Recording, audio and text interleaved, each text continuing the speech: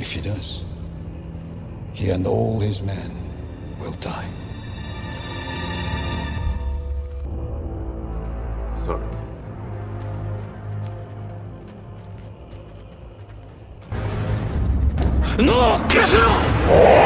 Nagsimula ang kwento sa Japan sa isang lugar na tinatawag na Ako, na pinamumunuan ng isang emperador na nagngangalang Shogun Tsunayoshi.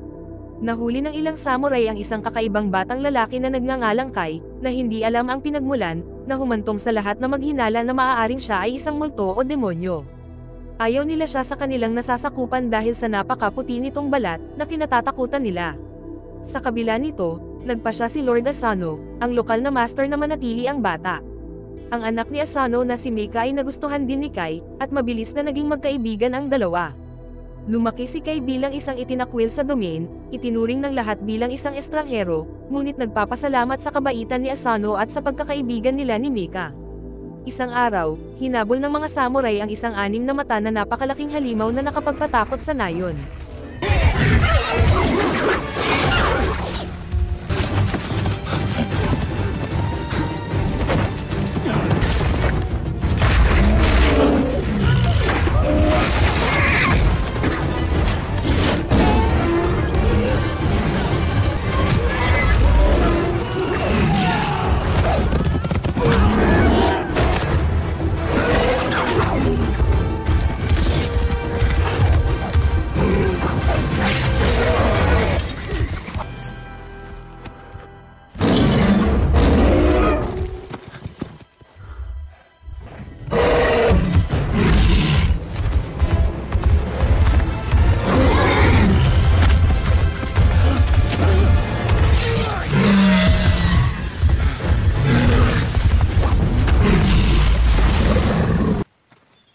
Tinaya ni Kai ang kanyang buhay upang patayin ang hayop at ibinalik ang espada ni Yasuno.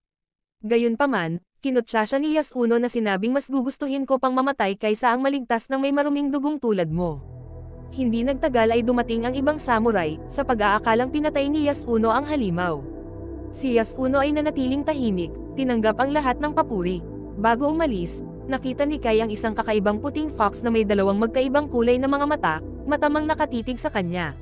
Samantala, sa kalapit na domain ng Nagato, ang parehong puting fox ay lumapit sa amo nito, si Lord Kira.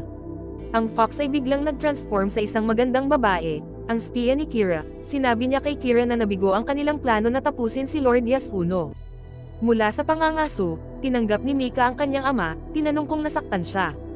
Ipinakita nito ang kahalagahan ng pagpatay sa halimaw. Gayunpaman, isang mahusay na paligsahan ang magaganap at ang mga shogun ay darating sa Ako, at lahat ay dapat na perpekto. Natutuwa si Asano sa trabaho ni Mika, na sinasabing ipinagmamalaki ng kanyang ina. Nang gabing iyon, binisita ni Mika si Kai na nasugatan, at ginagamot ang kanyang mga sugat. Binanggit ni Mika si Yasuno, napansin ang kahihiyan sa kanyang mga mata kapag siya ay pinupuri.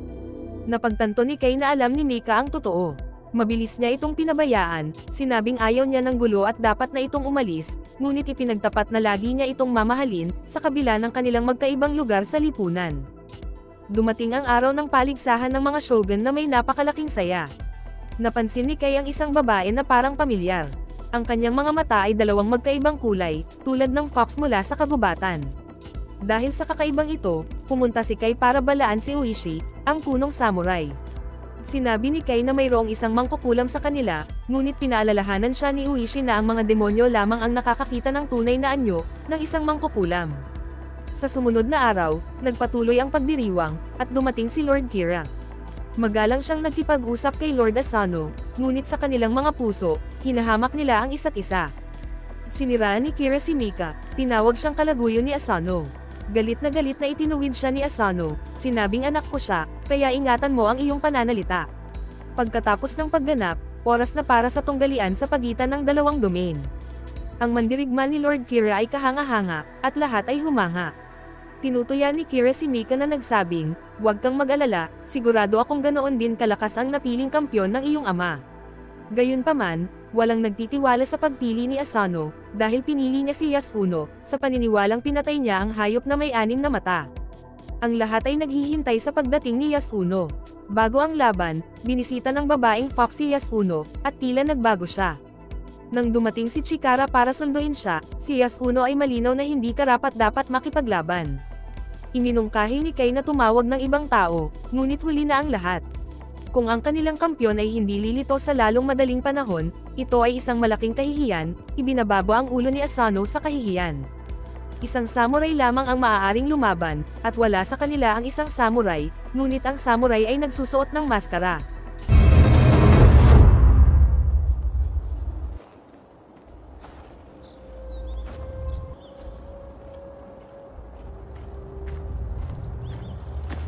Combat!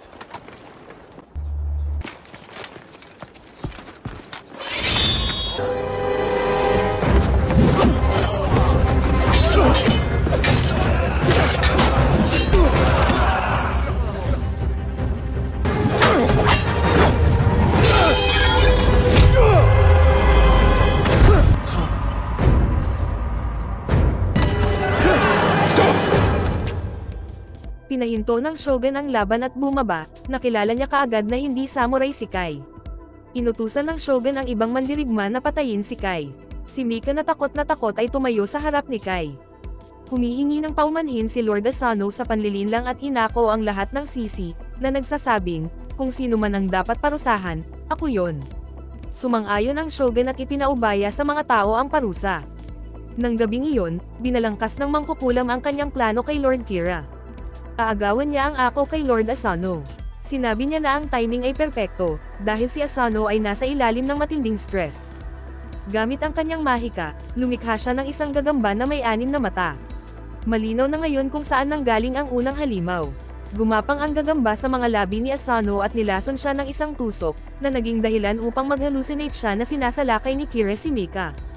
Hinugot niya ang kanyang espada upang iligtas ang kanyang anak na babae, ngunit ang pag-atake kay Kira ay totoo at nakita ng lahat. Sumugod si Uishi para pigilan siya, at si Kira, ang gumanap bilang biktima. Para sa pag-atake sa isang bisita, si Asano ay hinatulan ng kamatayan. Dahil sa kanyang karangalan at ranggo, pinahihintulutan siyang gawin ang mismong kilos. Kinalaunan ay sinabi ni Asano kay Uishi na ito ay mas mabuti kaysa sa binitay. Nagprotesta si Uishi, na sinasabing mali na kinulam si Asano, ngunit nababahala lamang si Asano sa pagpapanatili ng karangalan ng kanyang pamilya. Pumunta siya para magpaalam kay Mika, na sinasabi sa kanya na wag umiyak at wag magpakita ng kahinaan. Pagkatapos ay pumunta siya sa itinalagang lugar kasama si Uishi, na naglilinis ng kanyang espada para sa kanya. Si Kai, na nagpapagaling pa sa kanyang mga sugat, ay naruroon kasama ng iba upang saksihan ang pagtatapos ni Asano. Gusto ng samurai na gumanti sa pagkamatay ng kanilang amo. Naisip ni Uishi na kung lalaban sila ngayon, ang lahat sa kanilang nasasakupan, hindi lamang ang mga mandirigma kundi maging ang mga magsasaka at taga-nayon, ay malalagay sa panganib. Ang unang tungkulin ng isang mandirigma ay mag-isip ng iba. Sinabi ni Mika sa shogun na bilang nag-iisang anak na babae ni Asano, pamumunuan niya ang domain hanggang sa siya ay mag-asawa. Pero hindi niya alam na napagdesisyonan na ang lahat. Si Lord Kira na ngayon ang master ng domain ng Ako. Binigyan si Mika ng 1 taon para magluksa, pagkatapos nito ay mapipilitin siyang pakasalan si Kira. Idineklara ng shogun na ang mga retainer ni Uishi at Asano ay hindi na samurai. Sila na ngayon ay Ronin, masterless samurai. Nilinaw din niya na bawal sa kanila ang paghihiganti. Ang unang pagkilos ni Kira sa kapangyarihan ay ang palayasin ang Ronin sa kanyang lupain, na may hatol na kamatayan para sa sino mang matatagpuan doon. Nasasaktan si Mika, lumalala ang mga bagay. Pagkatapos, kinaladkad ng lubod si Kai, at sinabi ni Kira sa kanyang magiging asawa na tingnan siya huling pagkakataon, dahil hindi na niya ito makikitang muli. Pagkatapos ay inutusan niya ang isa sa kanyang mga tauhan na harapin si Uishi, na lubos niyang hindi pinagkakatiwalaan. Si Uishi ay itinapon sa isang selda ng kulungan, kung saan siya ay nanatili sa loob ng 1 buong taon. Sa isang araw ng malakas na ulan, siya ay kinaladkad palabas at pinaalis, ang kanyang mahinang katawan ay inabandona. Sumugod sa kanya ang kanyang asawa at anak, dinalhan siya ng mainit na pagkain. Sinabi sa kanya ng kanyang asawa na lahat ng kanyang mga tauhan ay umalis sa Ako. Dinala na si Mika sa kastilyo upang maghanda para sa kasal, dahil tapos na ang taon ng kanyang pagluluksa. Nagtanong si Uishi tungkol kay Kai, inihayag ni Chikara na ibinente si Kai sa pagkaalipin sa malayo. Pagkatapos kumain at malaman ang buong katotohanan, tumayo si Uishi at humingi kaagad ng 3 kabayo sa kanyang anak. Sinubukan siyang pigilan ng kanyang asawa, ngunit sinabihan siya ni Uishi na sabihin sa mundo na hiwalay na sila. Sinabi niya na mayroon siyang mahalagang gawain, at ito ang tanging paraan upang maprotektahan siya. Nagpaalam siya sa kanya, inutusan si Chikara at sumakay. Pagkatapos ng mahabang paghahanap, nahanap ni Uishi si Kai sa isang kakilakilabot na estado.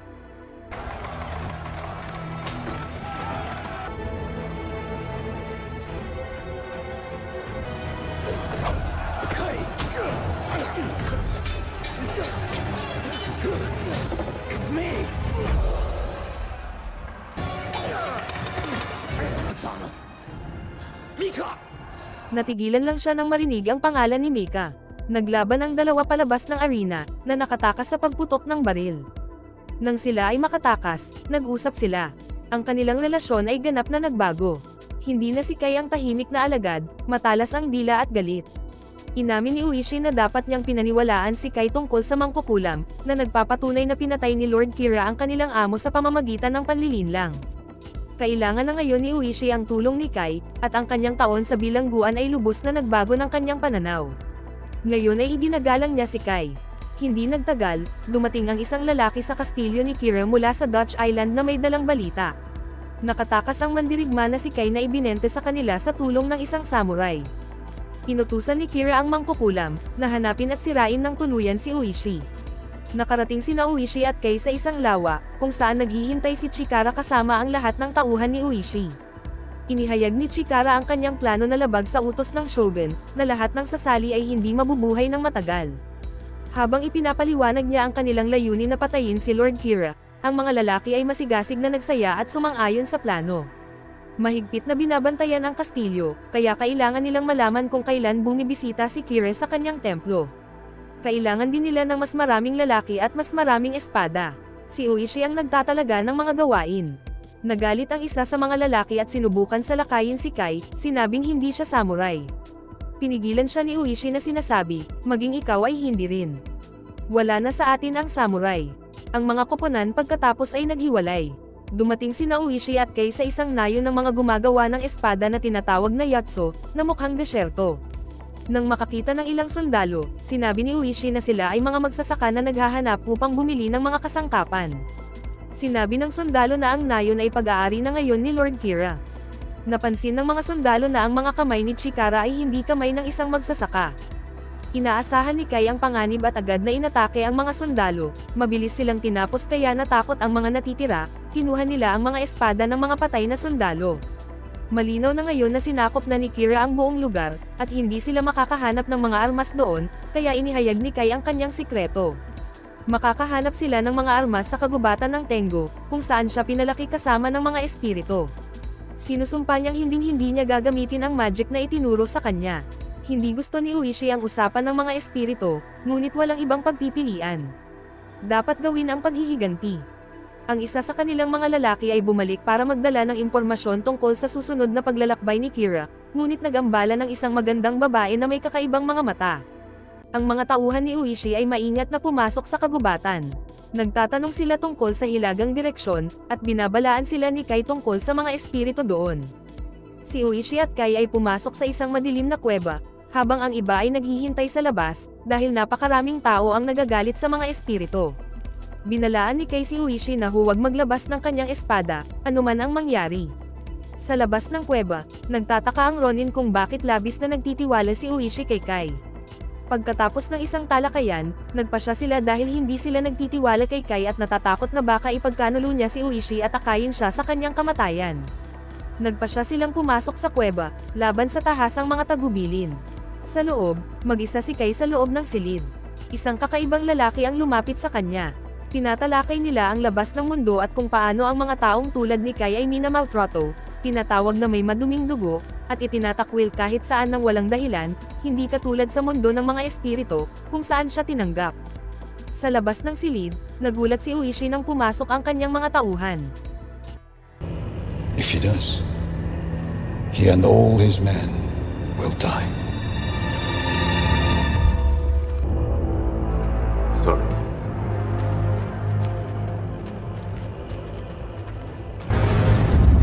No!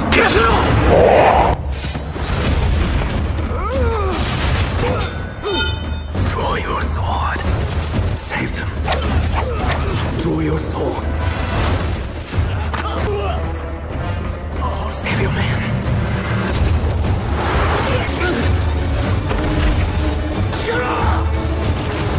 Ngunit isa-isang bumagsak ang kanyang mga tauhan. Tinanong ni Kay sa espiritu ang espadang nakaimbed sa pagitan nila, sumang-ayon ang espiritu na ibigay sa kanya, ngunit sa kondisyon lamang na kukunin ito ni Kay. Parehong tumalon papunta dito, ngunit mas mabilis si Kay. Natuwa ang diwa na makitang napakabilis pa rin ni Kay. Bumalik sa kabilang silid, ang lahat ay magulo. Ang mga tauhan ni Uishi ay hindi kailanman nasa kuweba. Isa lamang itong ilusyon, isang pagsubok sa debosyon at tiwala ni Uishi. Pagkatapos, bumalik si Kay na may dalang maraming espada. Bumalik ang Ronin sa labas ng ako, at ipinaalam sa kanila ni Aizogay na aalis si Lord Kire sa kastilyo ngayong gabi. Kinuha ni Uishi ang mensahe, ngunit hindi niya napansin na namumugto ang mga mata ni Aizogay. Gustong sumama ni Chikara sa laban, ngunit pinagbawalan siya ng kanyang ama, at nanatili siya sa likod kasama ang isang matanda. Gabi na at ang Ronin ay lumabas sa domain. Nagdadasal ang isang taong napakahaba ng buhok, naghihintay na makalapit si Uishi. Nang bigla siyang lumingon, ito ay ang mangkukulam. Gamit ang isang kilos, nag-apoy siya sa paligid nila, na ikinamatay ng marami at nasugatan ng husto ang ilang Ronin. Sa kastilyo, binibigyan ng sorceress si Lord Kire ng espada, na sinasabing kay Uishi ito. Pagkatapos ay tinuya niya si Mika, inihayag na pinunasan niya ang nag-iisang natitirang puwersa ng kanyang ama. Sa kanilang pag-uusap, ang mangkukulam ay nag-iwan ng punyal sa malapit, na nagbigay ng ideya kay Mika. Sa kampo ng Ronin, napagtanto nilang mali ang mangkukulam. Marami ang nasaktan, ngunit karamihan ay nakaligtas. Inamin ni Uishi ang kanyang pagkakamali, hindi na sila dapat naghintay. Dapat silang makaganti kaagad, manalo man o matalo, para mamatay sila ng may dangal. Iminungkahi ni Kay na maaari pa nilang tapusin ang kanilang nasimulan, malaki na ang bentahe nila ngayon dahil sa tingin ni Kira ay patay na silang lahat. Nagkaroon sila ng isa pang pagkakataon na umatake sa umaga, kinilala ni Kay ang isang grupo ng mga naglalakbay na performer na dati nang nagtanghal sa lugar. Nang huminto, sinabi ng mga performer na magpe-perform sila sa kasal ni Lord Kira. Ang Ronin ay agad na nagsimula ng isang bagong plano, ganap na alam na maaaring hindi na sila bumalik at ang misyon ay lubhang mapanganib, posibleng nakamamatay. Nagsulat sila ng kwento ng kanilang mga aksyon para mabasa at mapirmahan ito ng susunod na henerasyon, kasama na si Kay na hindi na siya itinatakwil. Sa wakas ay ipinagtapat ni Yasuno na si Kay at hindi siya ang pumatay sa may-anim na mata na hayop. Humihingi siya ng tawad, kahit nahuli na. Idinagdag niya na ang isang samurai ay laging may dalang dalawang espada, at binigyan si Kay ng pangalawa. Sa gabi, nagsimula ang isang malaking seremonya. Ang kastilyo ni Kira ay puno ng mga sundalo. Ang mga performer ay pinapasok sa mga gate, nang hindi napapansin, kasama sina Kay at Uishi na nakatago sa gitna nila. Si Mika, sa kanyang damit pangkasal, ay iniharap kay Kira. Nagsimula ang dula habang sila ay nakaupo. Habang ang lahat ay nanonood ng dula, ginamit ng Ronin ang pagkakataon na umakyat sa mga pader ng kastilyo at tahimik na patayin ang mga gwardya. Mabagal at malinis ang kanilang trabaho upang maiwasan ang paghihinala. Sa sandaling kumuha sila ng isang samurai, isa sa mga Ronin ang pumalit sa kanya, na nagpapanggap na walang nangyari. Lahat ay nag-e-enjoy sa fire performance sa stage, biglang naramdaman ng mangkukulam na may mali. Si Uishi, na nakabalat kayo, ay naroon at nagsimulang magsagawa ng ilang mga trick. Samantala, isang pagkakamali ang nangyari habang ang tatlong samurai ay sabay-sabay na inilabas, at ang isa sa kanila ay namamahala sa pagpapawala ng isang arrow kay Uishi, na dumaplis sa kanyang braso. Nabigo ang kanyang pag-atake kay Kira. Ang mga tauhan ni Lord Kira ay mabilis na sinamahan siya at si Mika palayo sa mga palaso. Ang lahat ng Ronin ay hinahabol, ngunit ang mga labanan ay sumiklab sa lahat ng dako. Mag-isang nilabanan ni Kay ang maraming kaaway.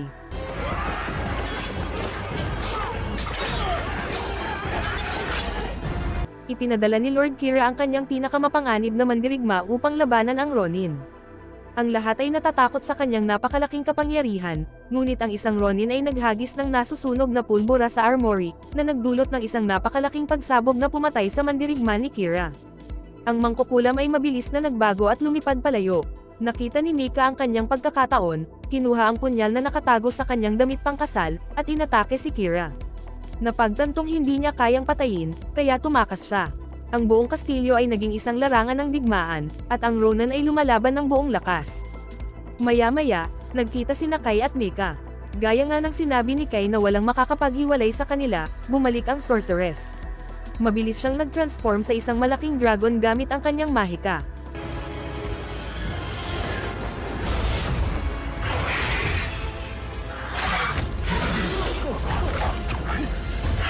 Gamit ang espesyal na espada, hinarangan ang bawat pag-atake. Isang manipis na pader lang ang naghihiwalay sa pagitan ni Naoishi at Kira. Nilampasan nila ito, umatake sa isa't isa. Isang matinding labanan ang naganap sa pagitan ng dalawa, parehong may kasanayan. Samantala, sa pakikipaglaban sa sorceress, dumulas ang espada ni Kai. Nang papalapit ang dragon kay Mika, agad na ginamit ni Kai ang kanyang mga nakatagong kapangyarihan para kunin ang kanyang espada at atakihin ang dragon. Bumagsak ang dragon, dahan daw ang nagbabagong anyo pabalik sa mangkukulam. Ang pag-atake ay nakamamatay, na nagwakas sa buhay ng mangkukulam. Sa loob ng kastilyo, natalo ni Uishi si Kira at sa wakas ay pinutol ang kanyang ulo, dinala ito upang wakasan ang labanan magpakailanman. Habang namatay si Lord Kira, sumuko ang kanyang mga sundalo. Ang 47 Ronin ay bumalik sa Ako kasama si Prinsesa Mika. Pumunta sila sa libingan ni Asano, ilinagay ang kanyang espada, at sinabi ni Uishi, kumpleto na ang paghihiganti. Lumapit ang shogun sa kanila, at galit na galit siya sa ginawa ni Uishi. Inamin din niya ang kanyang mga aksyon at hiniling sa shogun na igalang ang mga pagsisikap ng kanyang ronin. Sinabi ng shogun na dapat silang lahat ay mabitay. Gayunpaman, dahil iginagalang niya si Asano, tinanggap niya ang parehong parusa katulad ng kay Asano. Bago ang pagbitay, nagkita sina Kai at Mika at nangakong hahanapin ang isa't isa sa kabilang buhay. Nang magsisimula na ang pagbitay, inutusan ng shogun si Chikara na lumabas at manatiling nabubuhay upang sila ay maging kahalili sa mga inapo ni Uishi. Ngayon, ang 47 na Ronin ay handang magpakamatay, kasama si Kai. Ngunit sa kasaysayan, ang pangalan ni Kai ay hindi nakalista, ngunit ang pangalan ni Chikara ay kasama. At dito nagtatapos ang pelikula. Huwag maliitin ang ibang tao dahil maaring sila ang tumulong kapag tayo ay nangailangan. Maraming salamat po sa inyong panonood at hanggang sa muli.